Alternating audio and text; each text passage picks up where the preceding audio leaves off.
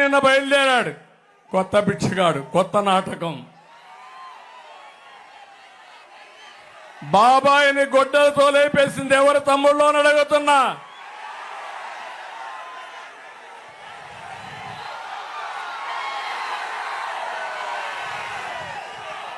Drama ఆడాడా లేదా? ఆ నేరం మా మీద పెట్టాడా లేదా? కోడికత్తి డ్రామా ఆడాడా లేదా? నిన్నే గులకరాయి డ్రామా. ఆయన మీటింగ్ పెట్టాడంట, కరెంట్ ఆఫ్ అయిపోయిందంట. పవన్ కళ్యాణ్ అక్కడికి వచ్చి ఒక రాయి వేశాడు, గులకరాయి.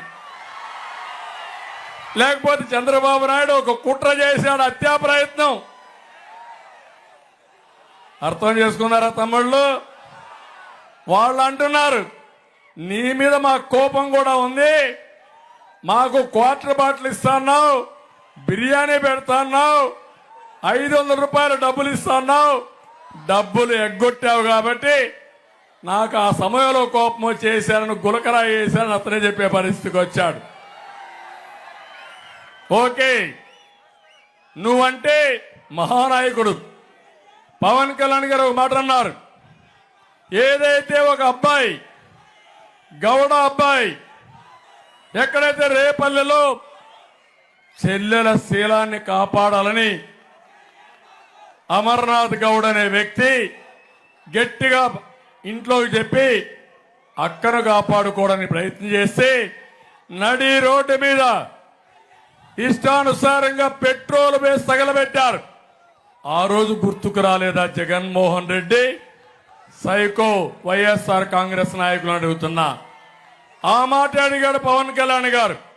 ఇప్పుడు అంటున్నాడు ఆయన, నా మీద దాడి చేసినప్పుడు, పవన్ కళ్యాణ్ గారి పైన దాడి చేసినప్పుడు ఎప్పుడూ ఖండించలా. నేను ఖండించా, ప్రధానమంత్రి ఖండించారు, అందరూ ఖండించాం. కానీ ఇక్కడ ఒక విషయం మీరు గుర్తుపెట్టుకోవాలి, మేము ఏం మాట్లాడకపోయినా అర్ధ గంటలో మా మీద నెపం వేయడానికి మళ్ళీ డ్రామాలు రాయడు, డ్రామాతో మేము ముందుకు వస్తున్నాడు. అందుకే చెప్తున్నా, నీ మాట ఎవ్వరు నమ్మరు, అది ఒక డ్రామా. నా మీద రాయి వేపిస్తావు, పవన్ కళ్యాణ్ పైన రాయిలు వేయించారు, మా మీద వేసిన రాళ్ళు దొరికాయి. ఈ డ్రామా రాయుడి మీద వేసిన రాయి దొరికింది ఆ తమ్ముళ్ళు ఇంతవరకు? ఆ గులకరాయి కనపడందా మీకు? ఏంటి రహస్యం? అది జగన్మోహన్ రెడ్డి ఆడే నాటకాలు.